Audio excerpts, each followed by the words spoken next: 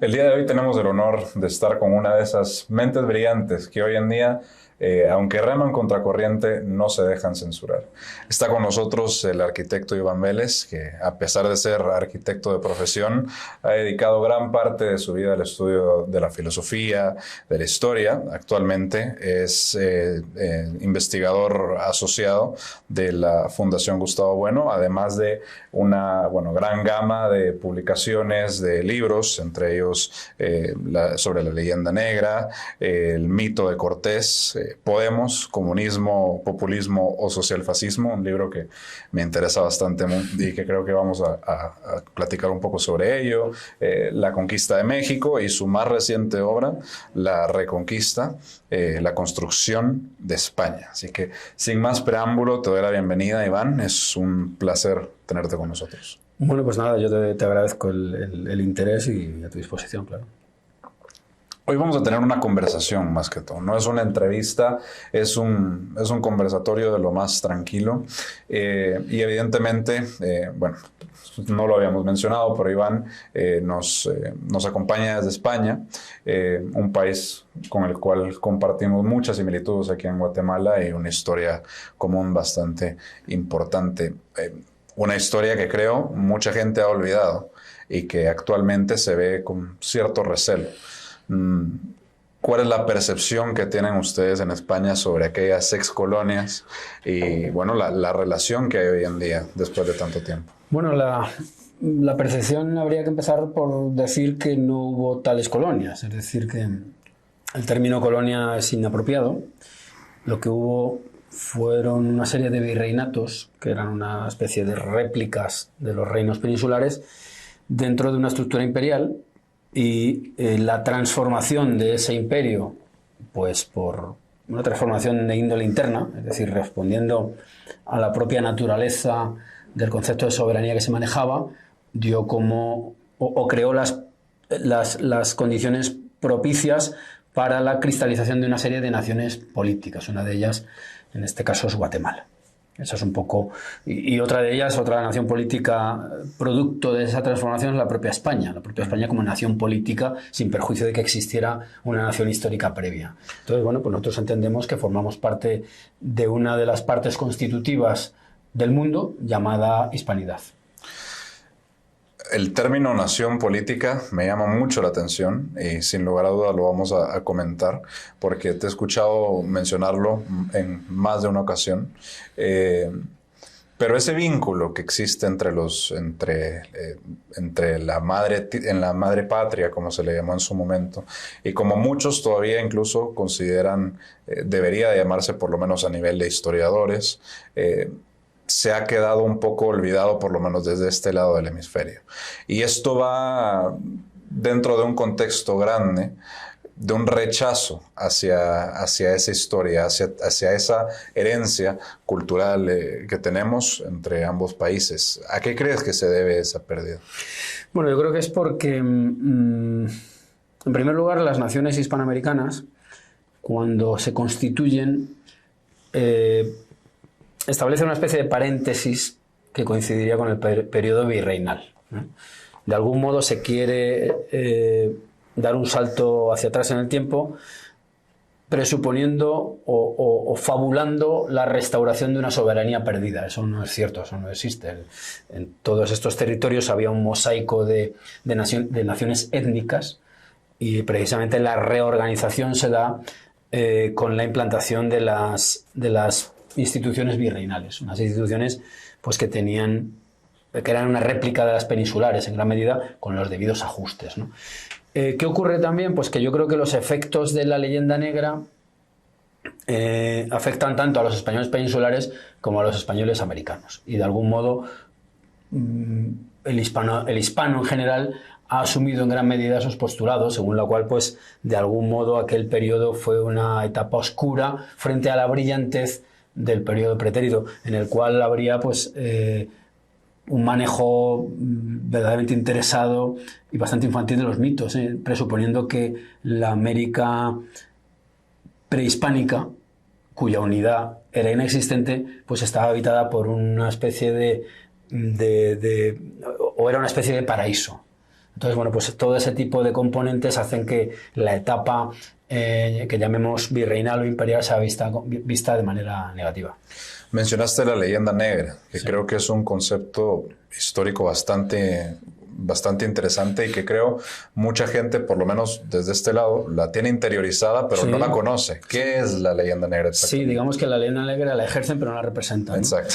No, la leyenda negra sería pues una distorsión de los hechos, aminorando los logros, los aspectos positivos y aumentando los negativos. Sería una deformación de los hechos históricos, pues con muchos componentes, pues entre ellos el más destacado, que aflora cada 12 de octubre, pues es la idea del genocidio. Y evidentemente genocidio no hay porque las sociedades indígenas se mantuvieron. Y además, si algo caracteriza el Imperio Español es su mestizaje frente a, por ejemplo, el modelo anglosajón, que lo que hizo es aniquilar al indígena, ¿no?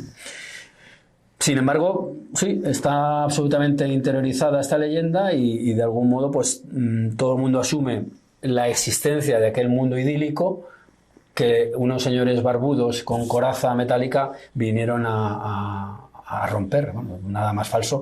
Creo que es un periodo que aúna luces y sombras, como todos, y que, a mi juicio, y ahí me atengo a los postulados de Gustavo Bueno, la clasificación entre imperios, a mi juicio, el Imperio Español fue civilizador y no hay más que ver la cantidad de ciudades que se fundan, en las cuales todas las instituciones peninsulares se trasladan y se exportan y de algún modo se intenta, dentro de lo posible, integrar a los naturales, evidentemente con la estratificación social que todo colectivo humano tiene. La antigua Guatemala es un buen ejemplo. Es un buen ejemplo de eso. Y tú que eres arquitecto, creo que... Sí, bueno...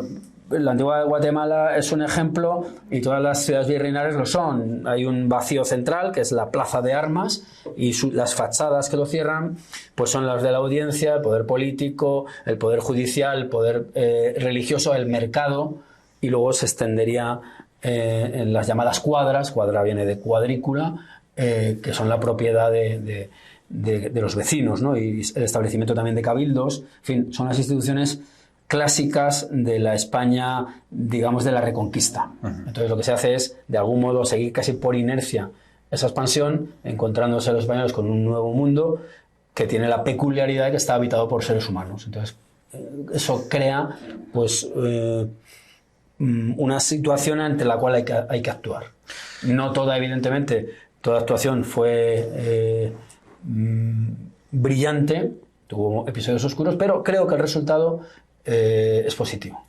Justo ahorita que mencionaste el tema de la Reconquista, hilándolo con el libro que mencionamos, que tú lo mencionas como la construcción de España, sí, de alguna manera. Sí.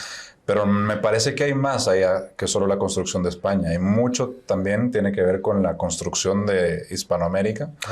Lo que hoy en día, erróneamente, y lo comentábamos fuera de cámara, se le llama Latinoamérica. Algo que, bueno, si quieres hacer esa aclaración más adelante, ¿por qué rechazas ese término? A mí me parecería muy interesante de comentar.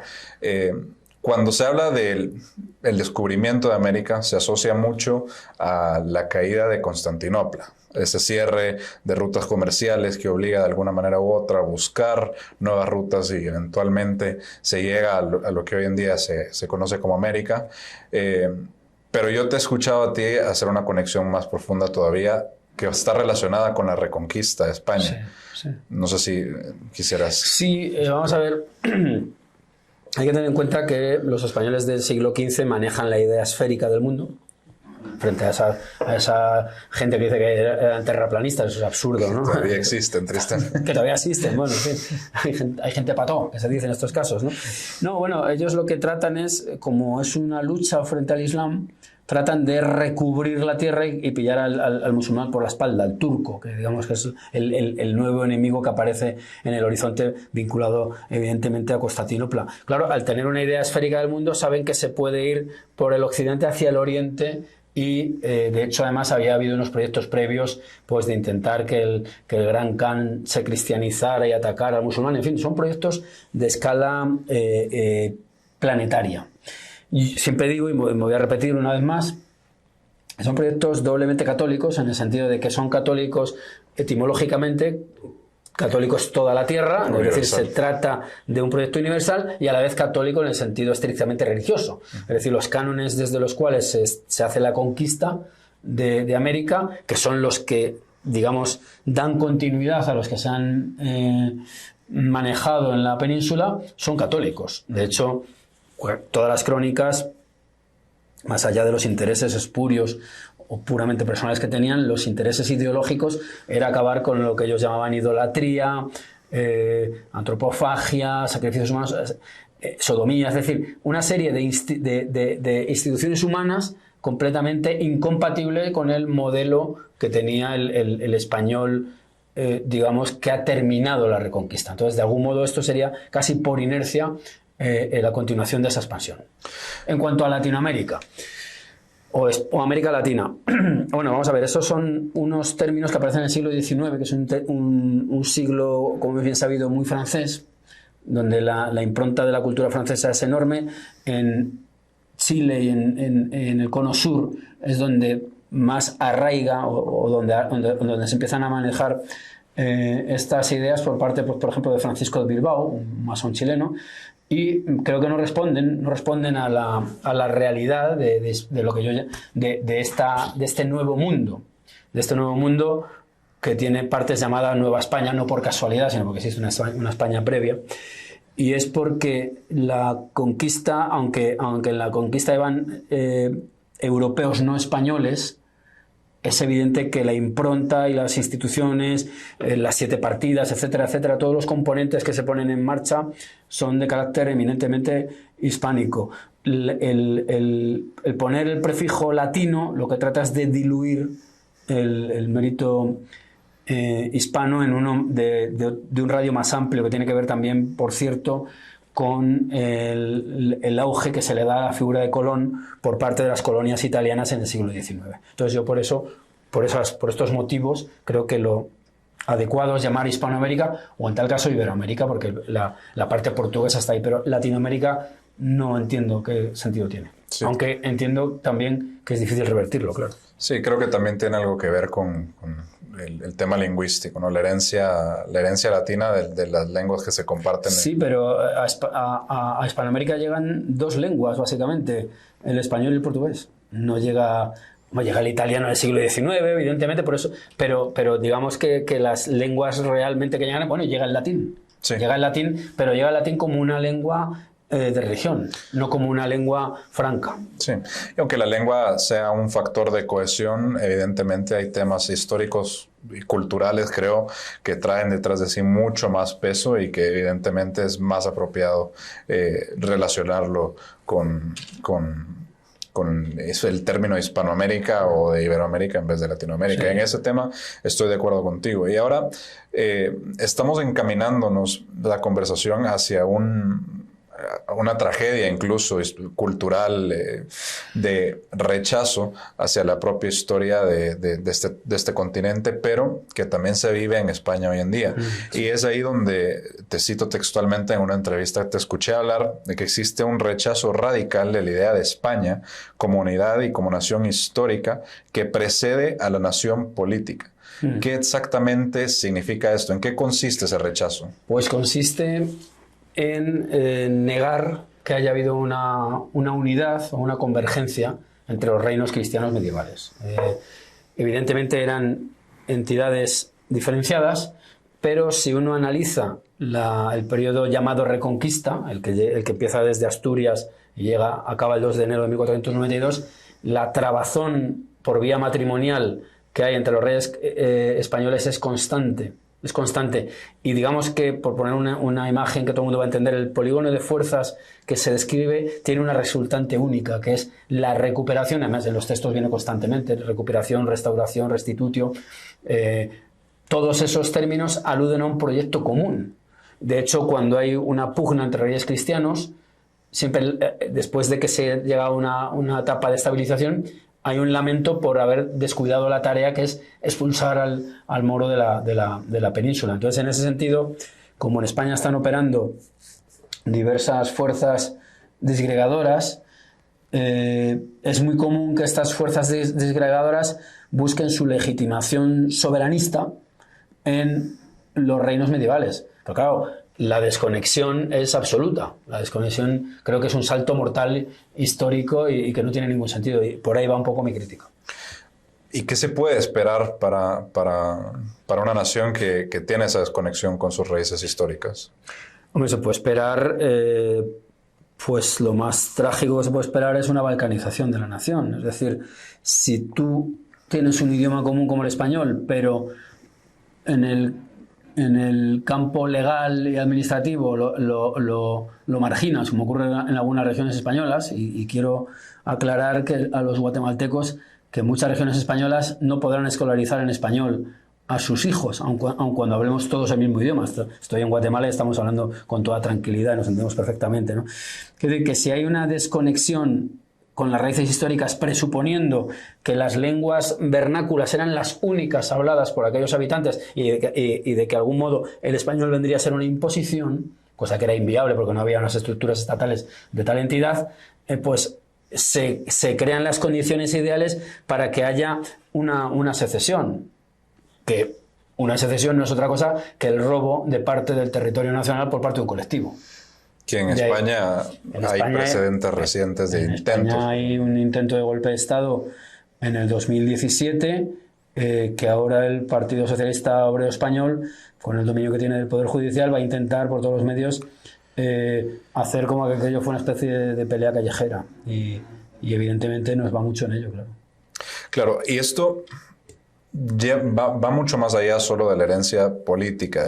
Instituciones incluso religiosas que hoy en día se rechazan. Creo que hay una muy mala concepción de lo que es la idea del Estado laico, la laicidad como tal. Y hay un rechazo total hacia los valores cristianos que al final de cuentas construyeron en gran medida lo que hoy en día es España, lo que hoy en día es Hispanoamérica. Y no solo España y Hispanoamérica, hay incluso obras que argumentan bastante bien cómo, por ejemplo, la Iglesia Católica construyó el mundo occidental. No solo la Iglesia Católica, la cristiandad en general. Hay un rechazo muy fuerte a esa idea. Hay un rechazo muy fuerte a todo lo que suena religioso hoy por el tema de la separación entre Estado e Iglesia. Pero yo creo que podemos compartir la opinión de que hay una mala concepción de lo que es el Estado laico y se ha llevado a un punto que realmente tiene poco que ver con los ideales liberales que en su momento buscaron esa separación. No sé hasta qué extremo puede llegar, pero sin duda creo forma parte de un término del que se habla mucho hoy en el mundo, y en España lo he escuchado también bastante, de una guerra cultural. Una guerra cultural que se ha transformado en plataformas políticas, como creo, sin miedo a equivocarme, es hoy en día Podemos, Unidas Podemos y sus derivados en España. Tú has trabajado mucho el tema de ese partido. ¿Qué nos puedes contar de ese partido? ¿Cómo nace? ¿A qué responde? ¿Y en qué se ha transformado hoy en día? Bueno, primero un comentario relativo a la conexión de esos movimientos con la Iglesia. Vamos a ver. Uno de los grandes referentes de Podemos es el Papa Francisco. Puede ser paradójico, pero es uno de los referentes, sin ninguna duda. ¿Por qué? Pues entre otras cosas porque el Papa Francisco es negro legendario. Y esta es una de los ejes del pensamiento de Unidas Podemos. Unidas Podemos es un colectivo que, de algún modo... Tengo que decir, por cierto, que este libro es un libro colectivo, no soy el único autor. De algún modo ellos capitalizan aquel movimiento, a mi juicio, completamente infantil de los indignados, que además era una réplica de los indignados franceses de Stefan Hessel. Es el famoso 15 de mayo, el 15M, y ellos de algún modo, ya digo, capitalizan todo aquello que ocurre en la Puerta del Sol. Yo, por cierto, me di un par de paseos por allí, casi como antropólogo, antropólogo aficionado, claro, y era gracioso porque era una revolución que incorporaba huertos urbanos, guarderías, en fin, una cosa ridícula. Una falta de realismo total y bueno, pues era que tenía casi, aunque hubiera algunos aspectos interesantes de crítica, pero tenía un contenido casi festivo, ¿no? Era primaveral. Pero Unidas Podemos, muchos de cuyos miembros habían estado en CEPS, en la Fundación CEPS, ya se habían encargado de exportar a Hispanoamérica los elementos de la mitificada transición española, que evidentemente no son tan luminosos como se quiere hacer ver. Muchos de los problemas que tiene España están perfectamente trazados y habilitados durante la transición. Sobre todo cuando en España la Constitución se distingue entre nacionalidades y regiones, con lo cual abres ya una vía a la secesión, a la desigualdad radical entre españoles. Entonces, Unidas Podemos es un colectivo inequívocamente negro legendario. Ellos tienen un desprecio absoluto hacia la historia de España, o consideran que es un error tras otro. Tienen la idea interiorizada del genocidio americano. Tienen, por supuesto, una adoración a los supremacismos hispanos. Es decir, ellos son la herramienta del catalanismo, cuando el catalanismo de todos es sabido que bebe en fuentes inequívocamente racistas. Lo mismo ocurre con el vasquismo. No hablo del catalanismo y el vasquismo como movimientos puramente de recuperación cultural, de fomento de la lengua. No. Su implantación política. Ellos, por ejemplo, lo decía Pablo Iglesias Turrión, estaban encantados de ir a las Herricotabernas, que eran unas tabernas donde se recaudaba dinero para la banda terrorista ETA. En fin, ellos estaban en esas coordenadas. Y entonces, Unidas Podemos, además, ha enarbolado la bandera de un feminismo radical, ha asumido los postulados woke, llamados woke, y en general yo creo que Unidas Podemos es un subproducto de parte del gran capitalismo, aunque ellos no se den cuenta, ¿no? Ellos sirven, sépanlo o no, espero que lo sepan, si no sería peor, pues a las grandes corporaciones sin darse cuenta, ¿no? O sea, son globalistas. Y luego, pues sí, son adoradores de ciertos fetiches, ¿no? Lo que acabas de mencionar me parece interesante, especialmente por lo que parece ser un fenómeno extrapolable también a Guatemala hoy en día. Una izquierda cuya base social está, especialmente si lo vemos demográficamente hablando, es una clase media, urbana, burguesa incluso, sí. Lo cual es bastante contrario a lo que se esperaría uno de lo que suponía ser la izquierda antes. Por el otro lado, la derecha hoy en día, por lo menos en España, y creo que en Guatemala también es bastante aplicable, es más rural, es más conservadora, y parece haber como que se han dado vuelta las cartas en este tema. Y en Guatemala tenemos un fenómeno similar.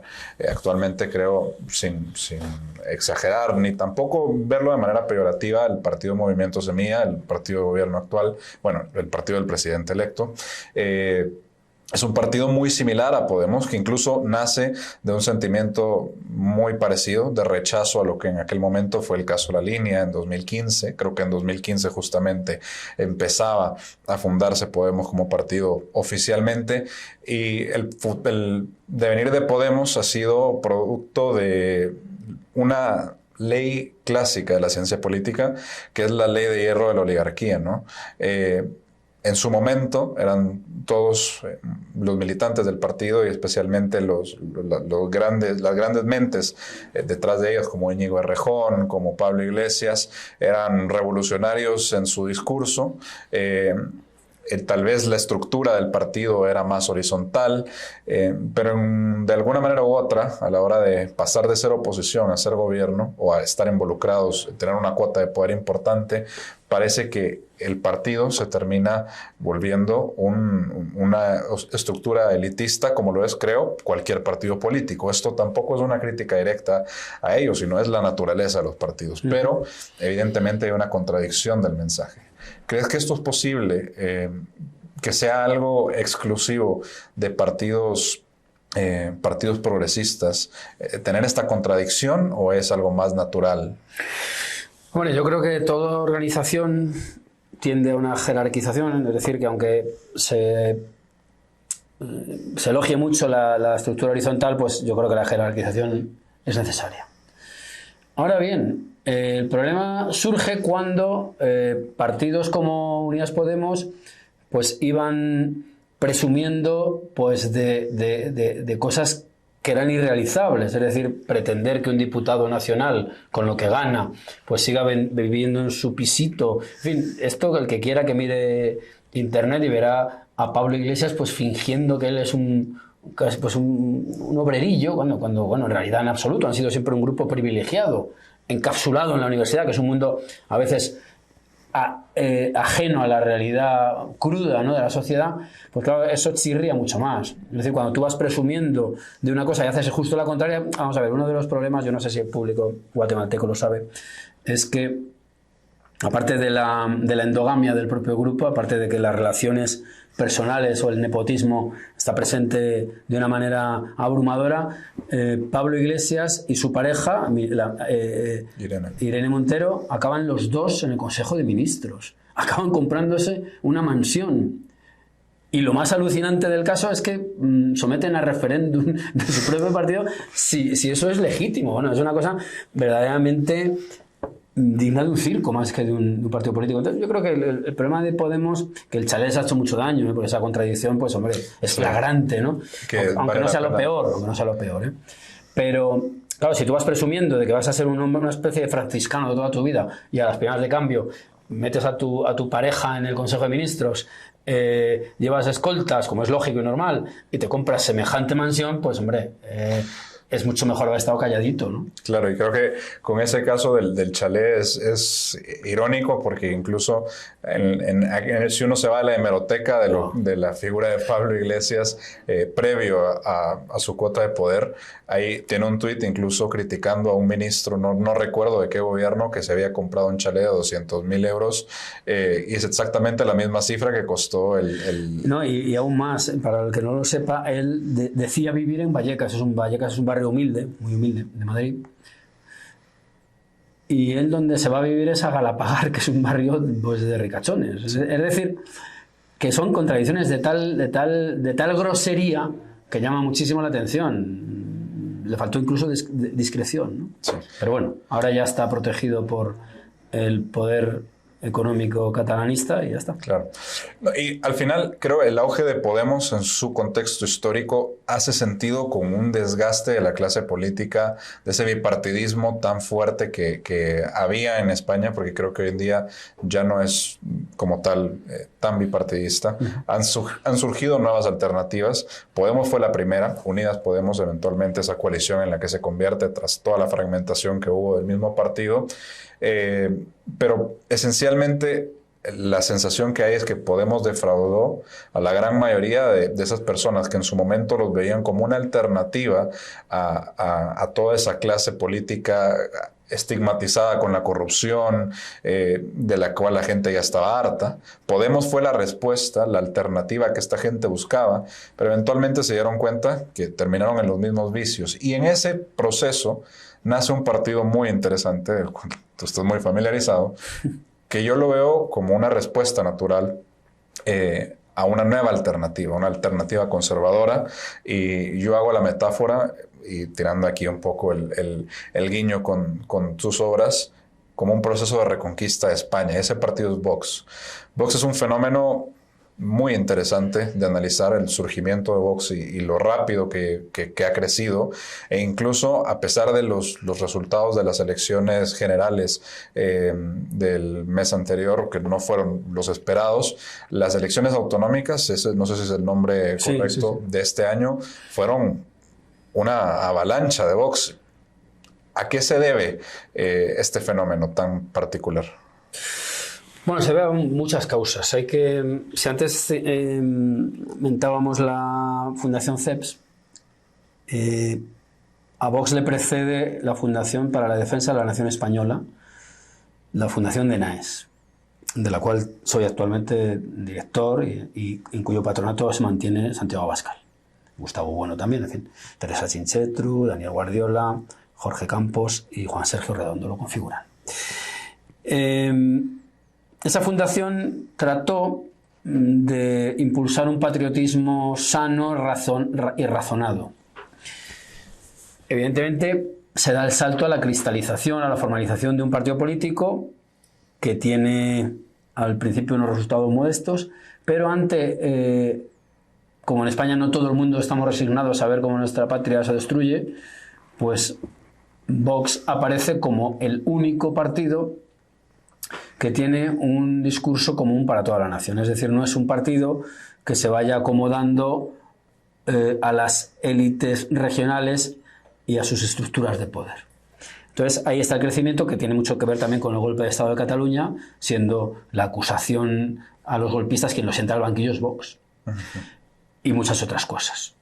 Vox defiende la lengua española en toda la nación, Vox defiende que el Estado autonómico sea reformulado para que no se convierta en una especie de mosaico de diferentes o 17 protonaciones, y es el único partido, hoy por hoy es el único partido en España que tiene un discurso que pueda llamarse nacional.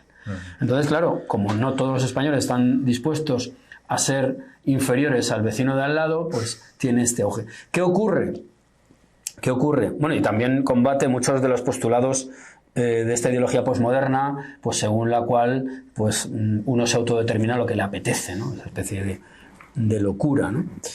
¿Qué ocurre? Pues que como todos estos objetivos son una amenaza explícita al sistema autonómico español, al sistema que surge alrededor de la Constitución de 1978, pues supone una amenaza y por eso pues Vox sufre una demonización enorme por parte de los medios de comunicación, lo cual pues nos perjudica evidentemente, nos perjudica porque yo pertenezco a Vox, nos perjudica pues porque la opinión pública no tiene a veces todo ese nivel de politización o no tiene el tiempo suficiente para ahondar en algunos asuntos, pero vamos, creo que el programa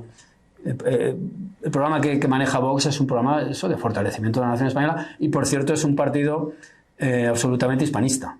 Es decir, nosotros que criticamos, por ejemplo, como es obvio, la inmigración ilegal, lo que sí queremos es una inmigración ordenada y reglada, legal, y entendemos que el hispanoamericano es mucho más compatible con un español que una persona, pues yo qué sé, que venga de otros territorios. A pesar de la cercanía geográfica. A pesar de la cercanía no quiere decir nada en muchos casos, ¿no? Sí. Es interesante, es un fenómeno, yo creo, al final de cuentas, el tema de la estigmatización de Vox y las etiquetas, ¿cómo responde el partido? ¿Cómo se defienden ante esas acusaciones que muchas veces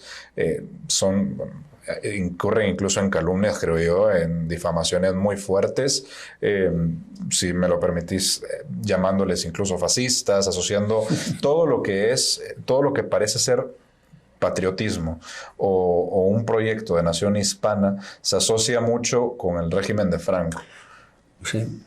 Bueno, pues porque así está el patio. Es decir, hay mucha gente que cree que muchos componentes de la historia de España se los inventó Franco. Así de sencillo. Es una muestra de ignorancia completa. De ignorancia completa. ¿Qué ocurrió? ¿Qué hizo Franco? Pues adoptar símbolos históricos españoles, pero es que son símbolos históricos españoles, ¿no? Empezando, pues, por ejemplo, por el escudo, ¿no? El escudo es un símbolo que remite a los Reyes Católicos, para que veamos si la cosa es antigua, ¿no? ¿Cómo se responde? Bueno, de algún modo me siento aludido. Yo mismo he tenido un juicio y lo gané contra un individuo que me lanzaba todo tipo de amenazas e improperios. Y bueno, pues nos defendemos en los tribunales, nos defendemos donde nos dejan defendernos. Y bueno, hay mucha calumnia. Por ejemplo, hay la etiqueta de ultraderecha es constante, es un soniquete que todo periodista que esté en los medios alineados con el poder en España nos tiene que arrojar constantemente, ¿no? Bueno, por ejemplo, cuando hablan de Bildu no dicen la formación filoetarra, pero nosotros somos ultraderecha, extrema derecha. Bueno, yo creo que eso ya se cansarán, aunque por el camino pues van haciendo daño en ese sentido, ¿no? Parecería que por el resultado de las elecciones generales mucha gente cree que Vox ha caído en popularidad y yo no comparto ese mensaje. Creo que incluso el resultado de esas elecciones es debido al gran éxito que tuvo Vox en las autonómicas y de alguna manera una buena campaña por parte de la izquierda en infundir miedo a la gente, de decir, van a ganar nuevamente los fascistas, va a regresar el tiempo de la dictadura. Viene el lobo, ¿no? Claro.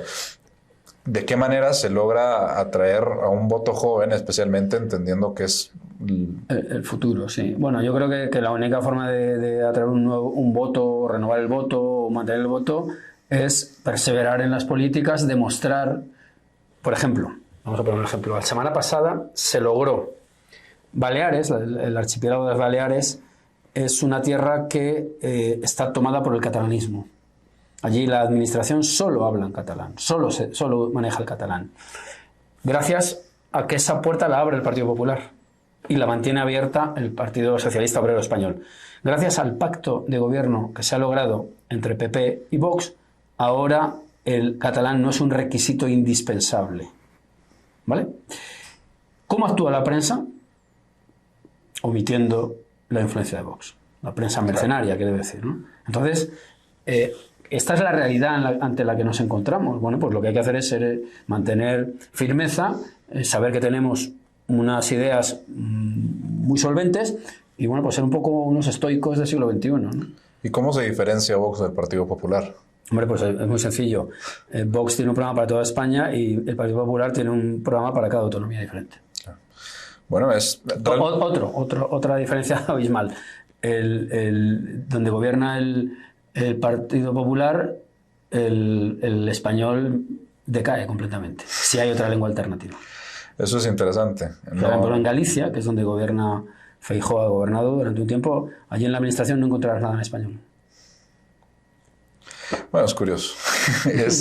Que cada quien saque sus propias conclusiones. Yo creo que es evidente, vamos, tú coges la documentación y te la dan toda en gallego. Bueno, no tengo nada contra el gallego, pero me parece que hay otro idioma también, ¿no? Sí, bueno, al final creo esa división es complicada entre que cada comunidad autónoma mantenga de alguna manera o evite que desaparezca su lengua. No tiene por qué ser incompatible con que todo el país pueda comunicarse. Es que no lo es, es que además, vamos a ver, me imagino que habrá gente, seguir con el ejemplo gallego, que le apetezca venir a Guatemala. Es que en Guatemala no se habla gallego, se habla español. Es decir, que la renuncia a un idioma con no sé cuántos cientos de millones de hispanoparlantes hay, pues es absurda, completa.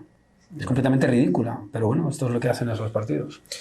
Bueno, sí, al final de cuentas seguimos teniendo mucho en común entre España e Hispanoamérica, y en Guatemala creo esta crisis también en la que está la derecha actualmente puede tomar ejemplos claros de cómo hacer las cosas desde la derecha, con un ideario al final de cuentas que no es ninguna bestialidad. La defensa de algunos valores que son compatibles tanto dentro del conservadurismo como del liberalismo, como el derecho a la vida, a la propiedad, a la libertad, de alguna manera un proyecto económico moderado, con ideas, al final de cuentas, de mantener un control del gasto. No es ningún demonio, pero lo venden como un monstruo que evidentemente es muy difícil de apelar hacia la juventud. Y aquí en Guatemala creo todavía es un reto. Estamos nosotros viviendo lo que vivió España en el 2015, de alguna manera. Ese auge del progresismo que cada día parece más fuerte en todo el mundo, no solo en España, no solo en Guatemala, no solo en Centroamérica. Sí. ¿Cómo puede, o mejor dicho, cómo lo ha hecho Vox, siendo un partido, creo, conservador, sin ningún miedo a decirlo? ¿Cómo ha traído a tanta gente joven? Porque hay mucha gente joven muy entusiasmada con Vox. Bueno, habría un componente de rebeldía. Yo creo que los jóvenes tienden a rebelarse contra lo establecido, cosa que es muy sana en dosis adecuadas, pero yo creo que es porque probablemente muchos jóvenes se hayan dado cuenta de los verdaderos efectos de determinadas políticas. O sea, hoy por hoy la relación entre chicos y chicas pues encuentra unas trabas tremendas, ¿no? Por el establecimiento de unos cánones identitarios completamente arbitrarios y subjetivos, ¿no? Entonces, entiendo que eso a un joven le tiene que mover a reflexión, ¿no? Entiendo que si un joven se da cuenta de que dentro de su propio país no puede moverse con libertad porque los señoritos territoriales o regionales han establecido unas barreras, pues quiere romper esas barreras. Entonces, Y luego pues hay cierto orgullo patrio que no tiene por qué morir, ni es una antiguaya, ni muchísimo menos. Es mucho más arcaica y a mi juicio completamente subjetiva determinada forma de identidad que no deja de ser un artificio y por otra parte un elemento muy atractivo para el gran mercado pletórico de bienes y de servicios, ¿no? Que es un poco lo que al final acaba derivando determinada moda, ¿no? Entonces, bueno, yo creo que hay jóvenes que se rebelan contra esa e incluso que se rebelan contra esta censura cada vez más aplastante que estamos viviendo, ¿no?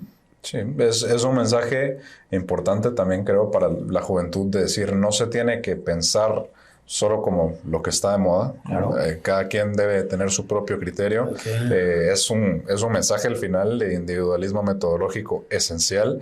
Y lo que a mí me parece irónico de todo lo que estamos conversando es que aunque la izquierda se ha apropiado de la igualdad y de la inclusión como mensaje y como bandera, parece que las políticas de identidad tienden a la marginalización y a la división entre grupos de la sociedad. Totalmente. Dividir en vez de buscar una cohesión, que al final es lo que se está haciendo. Yo creo que esas políticas suponen una exacerbación del personalismo, y a mí me parece que eso es, bueno, tiene un componente narcisista evidente y algunos efectos indeseados. Bueno, Iván, ha sido un absoluto gusto tenerte. Realmente creo que a Guatemala le hace falta tener la oportunidad de acceder a conversaciones de este tipo, históricas, culturales, políticas. Hemos hablado desde el siglo XV hasta el siglo XXI y yo creo que en poco tiempo, y creo que nos queda mucho que hablar, así que ojalá que puedas darte una vuelta por Guatemala en un futuro cercano y que volvamos a platicar. Bueno, pues ojalá. Gracias. La siguiente en Antigua.